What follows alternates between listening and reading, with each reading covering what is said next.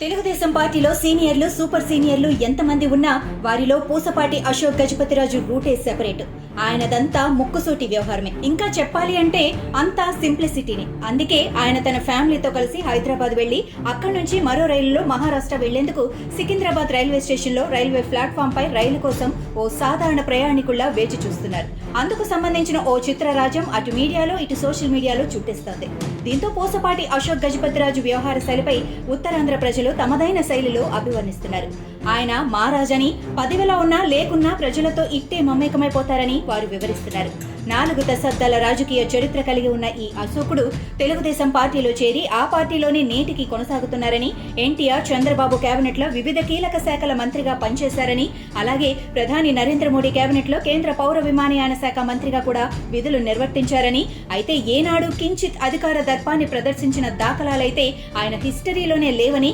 అలాగే ఆయన అధికార పక్షంలో ఉన్న ప్రతిపక్షంలో కూర్చున్న రాష్ట్ర స్థాయి నుంచి జిల్లా స్థాయి నేతలపై ఒక్క విమర్శ కానీ ఒకే ఒక్క ఆరోపణ కానీ ఆయన చేయలేదని, అలాంటి దుర్గుణాలు ఆయనలో వీసమెత్తు కూడా లేవని ఈ అశోక చక్రవర్తిలోని సుగుణాలను ఉత్తరాంధ్ర జిల్లావాసులు ఈ సందర్భంగా కీర్తిస్తున్నారు. అయినా కాలం మారింది, దానితో పాటు ప్రజలు మారారు. వారికి అనుగుణంగా రాజకీయాలు మారాయని ఇంకా అందరికీ అర్థమయ్యేలా చెప్పాలంటే మాత్రం జీవితంలో ఒక్కసారి ఎమ్మెల్యేగాను, ఎంపీగాను, ఎమ్మెల్సీగాను, అది ఇది కాదు జస్ట్ ఓ వార్డు కౌన్సిలర్ గాను, ఓ డివిజన్ కార్పొరేటర్ గాను ఎన్నికైతే సదరు వ్యక్తితో పాటు ఆయన ఫ్యామిలీ అటు 4 ఇటు 4 కార్ల కాన్వాయ్తో టోల్ గేట్ల వద్ద నగదు చెల్లింపుల నుంచి ఆ దేవదేవుడి దర్శనాల వరకు ప్రచార పటాటోపాలు, అధికార దర్పాలు ప్రదర్శిస్తూ ఉండటంతో పాటు మంది మార్బలంతో వీళ్లు చేసే వేరంగాలు, వీధి పోరాటాలు ప్రతిరోజు ఎక్కడో అక్కడ కనిపిస్తూ వినిపిస్తూనే ఉన్నాయని, ఆయా ఘటనలు చూసిన ప్రజలు రాజకీయం అంటే ఓ విధమైన విరక్తితో, అసహ్య భావంతో ఉన్నారని, ప్రజాసేవ కోసం రాజకీయం అంటూ ఎగబడటం, అధికారం చేతికి చిక్కిన తర్వాత ఆ అధికార దర్పాన్ని వెలగబెట్టడం కోసం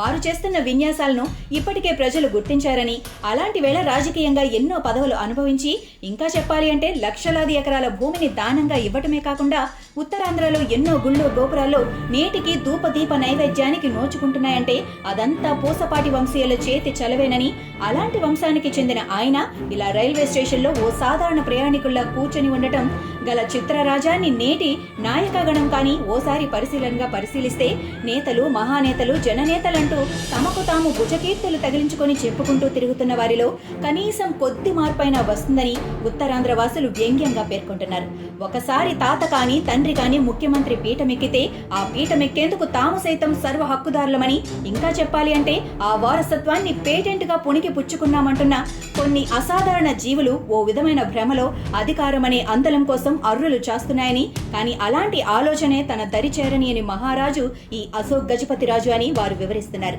లక్షల ఎకరాల భూమిని ప్రజలకు విరాళంగా ఇవ్వటమే కాకుండా పూసపాటి వారి సంస్థానం కింద ఉత్తరాంధ్రలో ఎన్నో ప్రసిద్ధ దేవాలయాలు ఉన్నాయని, వాటిని వారు నేటికి ధర్మకర్తలుగానే వ్యవహరిస్తున్నారని, అంతేకాని ఆ దేవాలయాలు తమ సంస్థానానికి చెందినవి కాబట్టి తామంతా దైవాంశ సంభూతులుగా మాత్రం వారు వ్యవహరించడం లేదని ఉత్తరాంధ్ర వాసులు అశోక్ గజపతిరాజు గురించి సోదాహరణగా చెబుతున్నారు. ఇంకా వీరి గురించి చెప్పాలి అంటే కోరుకొండ సైనిక్ స్కూల్ కొనసాగుతున్న భవనాలు, స్థలాలన్నీ వీరి దానంగా ఇచ్చినవేనని, ఆ సైనిక్ స్కూల్లో చదివిన విద్యార్థులు ఎంతో మంది దేశానికి అందిస్తున్న సేవలు అందరికీ తెలిసినవేనని, అలాగే ఆయన తాతగారు అలక్ నారాయణ గజపతిరాజు పేరిట నిర్వహిస్తున్న మాన్సాస్ ట్రస్ట్ సేవలు, అదేవిధంగా ఆయన తండ్రి పివిజి రాజు హయాంలో జిల్లాలో జరిగిన అభివృద్ధి అందరికీ తెలిసిందేనని వారు పేర్కొంటున్నారు. ఎంత ఉన్నా ఎంత ఎదిగినా ఒదిగి ఉండటం, అలాగే నీతి నిజాయితీగా ఉండటం, ఎన్ని కీలక పదవులు చేపట్టినా అధికార దర్పాన్ని ప్రదర్శించకుండా ఉండే ఇలాంటి వారి గురించి ప్రజాసేవ అంటూ తప్పిస్తూ పరితపించే రాజకీయం అంటే ఏమిటో తెలియని సోకాల్డ్ రాజకీయ నాయకులకు